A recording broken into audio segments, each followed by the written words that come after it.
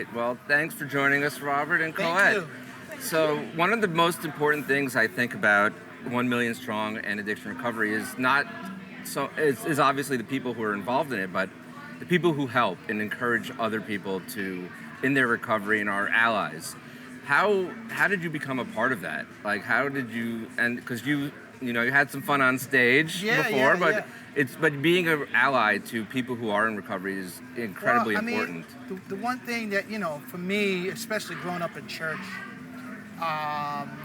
and one of the many things that, the values, just that I've tried to take in me with my music is to always be of uplifting and supportive and always be an ear, right? We always say we want to be like God, or if you're a Christian, you want to believe in Jesus, or whatever, right? We always want to be inspiring and supportive of others, right? And have an open ear to what somebody may be going through, right? And just because I may not fully understand, right, I should be able to be supportive with love and an open ear, because we're all constantly, as life goes on each year, we're all learning from each other. Even when we don't think we are learning from somebody, we're learning, right? And it never ends until you die. It really never ends. The inspiration, the love, the life lessons, the circle of life. So it's important for me, especially knowing all of that, knowing I was taught growing up in church playing music. That's where all of my background, my family is a big, huge family of over 500 people, many kids. Oh yeah, it's a lot of us. And everybody goes to church and everybody's a preacher's kids. But we're all also, especially as we get younger, right? We've all like sort of branched out into the world, and we always try to be supportive of many of them. Because just think, so in our family, for one, my uncles and my great uncle, they're all like straight church kids. Right? So they ain't never drank or smoked and nothing. So then all of a sudden we come along, we like, come on man, have some whiskey, man, have some wine and blah, blah, blah, and this and that. And so they had to learn from us. We have to learn from the younger people. And it's like, just like any other family, church family or immediate family, right? You have all of the different characters as a part of your family. So it's important to be able to be supportive of them when he or she is going through something, and always have an open ear. So I can only be able to be supportive of that for other people, And anybody that's always trying to help out somebody in addiction, somebody that's recovering. Look, I'm on tour with Zac Brown Band right now, right? And when I first met Zac Brown 10 years ago, hey, come on, let's go drink, let's go do that. Zac Brown's fully clean, recovered, he's enjoying life, right? And I'm like, hey, Zac, what you doing after the show? He's like, nah, man, I'm just gonna go to the gym. That's what he does at 11:30 at night, right? He goes to the gym to work out. That's a part of his whole thing. Great guy. And we're supportive of him. So I'm like, okay, let me not have my whiskey around him or something, right? Hey, Zac, how you feeling today, right? To be able to be there. So, and he's such a great guy, and we've been doing that literally for the last 6 months on tour. So it's wonderful. That's just one example.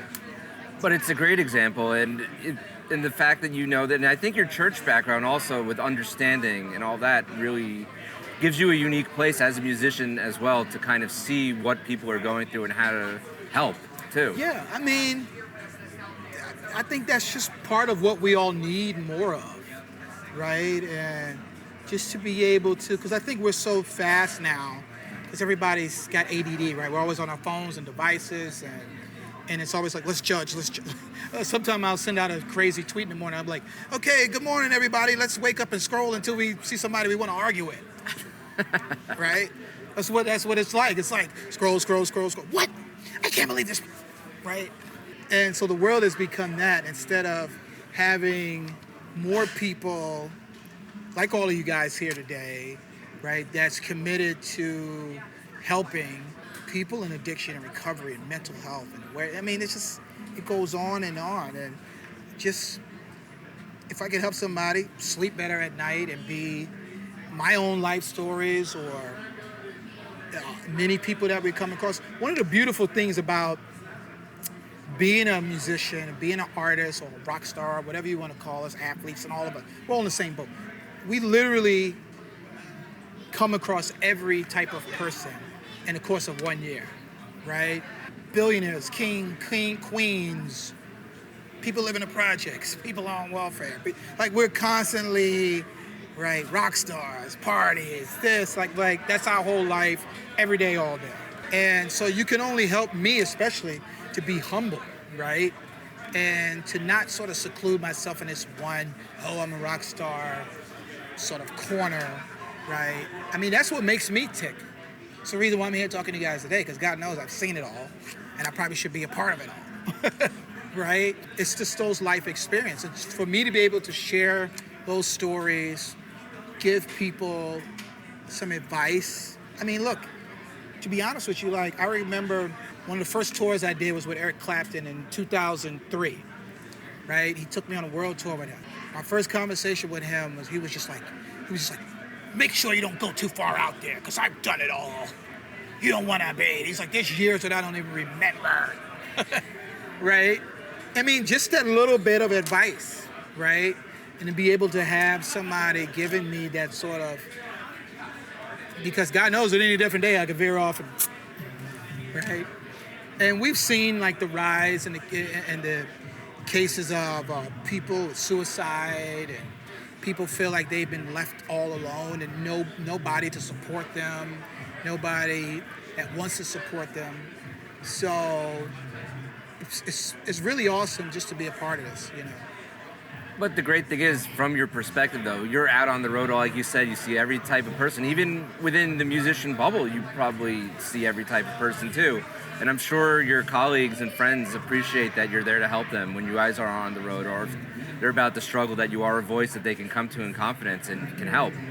Yeah, I'm actually known as the guy that certain artists will call and be like, hey, man, I'm having a really bad week. And I'll be like, what? Get your shit together. Right? What the hell are you talking about? Right? Just something like that. Because I'm like, what are you talking about? Just leave. Just walk away. Or just go another direction. So to me, it's because it's simple for me, right? I've constantly heard that message growing up from a newborn baby until now as a church kid and the whole church family. That's what my family's going to say to me. They're like, you know, I saw a video of you and you was out there drinking and smoking and sitting. You know, shame on you. I'm like, grandma or auntie so-and-so only had like 3 shots. You know, I went to bed at like midnight, right? Like, I don't care, we saw you. Okay, no problem. So it's just that, as long as we could be a voice and to be able to try and relate and be open and honest with each other, and be able to know that there is a support group. Right? Many people don't know that these support systems are there. So as much as I could tell somebody, like, hey, look what Stand Together, look what Spin, look what all these people are doing. They're committed to this on an hourly basis, right? And to find more allies and more people that we're all here for each other. And I really didn't even understand how many people there were, right? I mean, Jimmy from Spin could tell you about the conversations we had, some of the summits that we attended, and to see that there's just these arms that are open of people that will not only donate money, donate their time, donate their expertise, donate their God-given abilities and talents to making sure that we try to bring this far distant group of helpers closely connected. So, right, it's like if I can go to the App Store, right? I want to jump off a bridge, go to the App Store, what's that, right? Who's going to help me if I want to, you know what I'm saying? I want to do 10,000 peyote today. No, I don't. I really do, but I don't, right? Boom. So that's what's important about staying connected and trying to bring this awareness to as many people as we can and never stop doing it. And in your role, you're just an inspiration, though, that you can help, and that in your role, you also will encourage other people to get involved and to help too. Yeah, and to be honest with you, like, I looked on my phone, for some reason I typed in Zoom. This was probably about 4 months ago. And there were, I'm not lying to you, I got bored. There were 200 Zoom funerals that were on my calendar since the pandemic, right? And I just started reading like whose funeral was what. And there was like 20 people that I know died from depression, addiction, right? And I kind of felt a need to really get more involved, you know? As weird as it sounds. To be like, so the first summit I got on was a thing called Stand Together, Jam Together, Stand Together, right? That's the first time I ever heard of Stand Together. Spud Seawright was like, hey man, you gotta come on this thing. And I'm like, whatever man. All right, I ain't doing nothing anyway because during the pandemic. So I remember logging on and Marcus King was on there. And I remember, because I know Marcus King since he started. And I saw Marcus King telling his story, and I just became like, wow, I was blown away. This was the first original Jam Together, Stand Together, Jam Together. Right? Yeah. And I remember that day, it was like, I have to do more, right? Whatever I got to do to be connected for anybody struggling with anything. You know, another friend that now we have in common thanks to you is DMC. DMC, yes. So you introduced us to DMC, and Yes. we sat down with him last week in Park City, Yes. and he was talking about the same thing, right? The importance of having community support. He was saying when he was using his community was Jack Daniels and Jim Beam. Yep. And then he realized he's like, Jack and Jim don't have my best interest at heart, but like Robert Randolph does, right? My friends do. Wow, yeah. And so when we were talking to him about 1 Million Strong, which is our campaign to support Yeah. 1 million people in addiction recovery, which includes those of us who do drink as well, to support them and be part of that and destigmatize it, he said, I'll be 1 million and one. Yeah. I'm like, well, maybe Robert will be 1 million and two. Of course, always, always. Yeah, that's funny. I remember telling DMC about this, and I was like, no, this is real. Because, I mean, you know, I've said this many times. There are a lot of, I call them fake and shake organizations. Yeah. Like, hey, you got to check for me, man. I'll see you later, right? I call it the fake and shake. That's what we're used to because there's a lot of things that we agree to doing or try to support, but we're not connected to it. It's important that we find everybody that can relate to 1 million strong or whatever it is, right?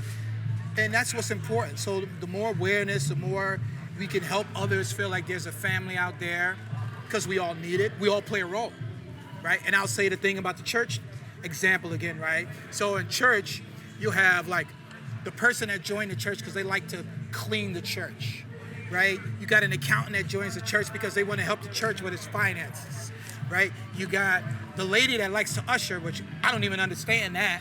She wants to stand at the door and be like, good morning, everybody. Welcome to the Lord's house. You know what I'm saying? So everybody plays a role in that community. And as much as we could try to play a role in 1 million strong, helping people with any type of recovery, addiction, help, need, whatever role we know we could play, like, let's find those people, let's be a community for those people, and let's continue to join the movement and keep it happening. It's amazing to hear you say this because I don't even know why I'm talking so much. no, it's great, but the thing, that there's so many people that are going to see this that are inspired and know that they're not alone, which is the most That's what's important, man. thing. Because I had no reason. I really didn't understand that there are so many people that just feel alone. You know what I'm saying? Like I don't, because to me, I'm the person, like nothing really bothers, nothing really, gives me anxiety or depression. Because I know, like just because of what I've had growing in church. So I really didn't understand that people would really be like, no, I'm really in a dark place. Right? If somebody actually came to me, my first reaction would be like, ha ha ha, be quiet. And then they would be, and I was like, wait a second, like this person's serious. You know what I'm saying?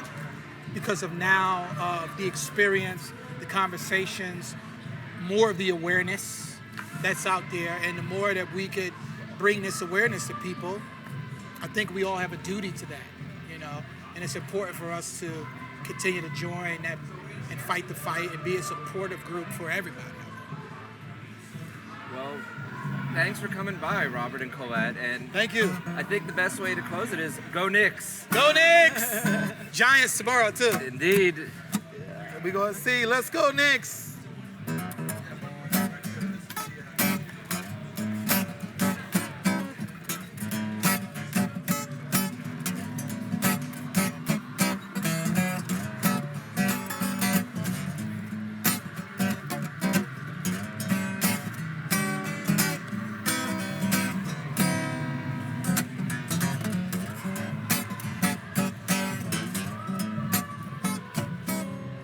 There you go.